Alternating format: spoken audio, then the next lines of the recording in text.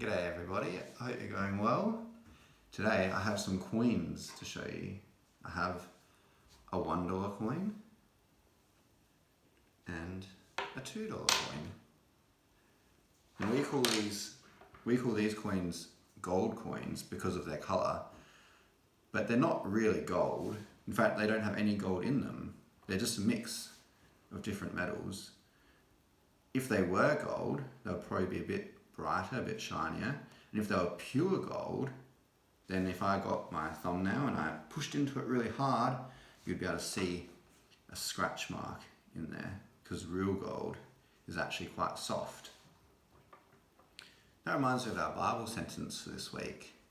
It goes, "I love your commands more than gold, more than pure gold." Psalm 119, verse 127. Now, we know how much we value something based on how much we're willing to pay for it. So, what's something that we might value just a little bit? Something that might cost $1 or $2? Maybe a bag of lollies or an ice cream? What if I had a few more dollars?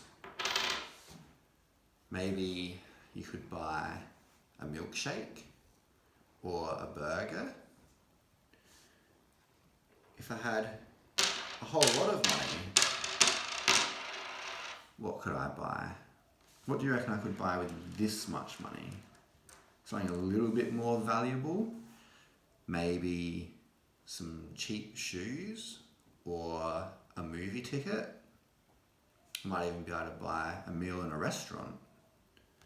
What if I had a whole lot of coins? Maybe I could buy a lamp, or what else could I buy? Maybe a pet dog or cat, if it wasn't purebred, otherwise it'd be worth a lot more. What about if I covered the whole table in coins? What could I buy then? That would be exciting, wouldn't it? I could buy a TV, or maybe I could buy a table to put all my coins on. What about if I filled the whole room with gold coins? I might be able to buy a fancy car, or a boat, or even a house. That would be pretty good. But of course, if I had that many coins, they'd be very heavy, and it would be hard to carry them around. You know, the things that we value are the things that we're willing to pay for. But remember our Bible sentence? I love your commands more than gold, more than pure gold. In our story, which is about a man called Jeremiah, he showed that he loved God's commands, or God's word, more than money, even more than his own happiness or his own safety. You see, Jeremiah, he lived near the end of the time when the Israelites were free people. They had been in their own kingdom, which God had given them, but they had been disobeying God's commands. And he'd sent lots of prophets to warn them that if they didn't do the right thing, there would be consequences. And some of those consequences were going to be very sad for the people of Israel. But they continued to disobey God. Yet God loved them, and he continued to send people to warn them and to try to convince them to change and do the right thing. And one of these people was Jeremiah. God told Jeremiah to write his commands on a scroll. This is like a big piece of paper that they would roll up, and then they could pull it out and read it. And he had a friend called Baruch, and Jeremiah spoke the words that God had given him, and Baruch wrote them down on the scroll so he could go and read it to all the people in Israel. But when he went and read it out, the people, some of them listened, but some of them chose to ignore what they were saying.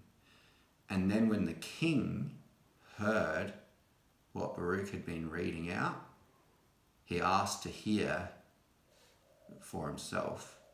So some people, they got the scroll from Baruch and they took it into the king and showed it to him.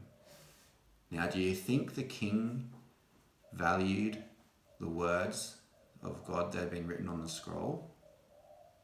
No, he didn't. He was a bad king. He actually chopped up the scroll and he threw it in a fire. It burnt up. He didn't value God's commands.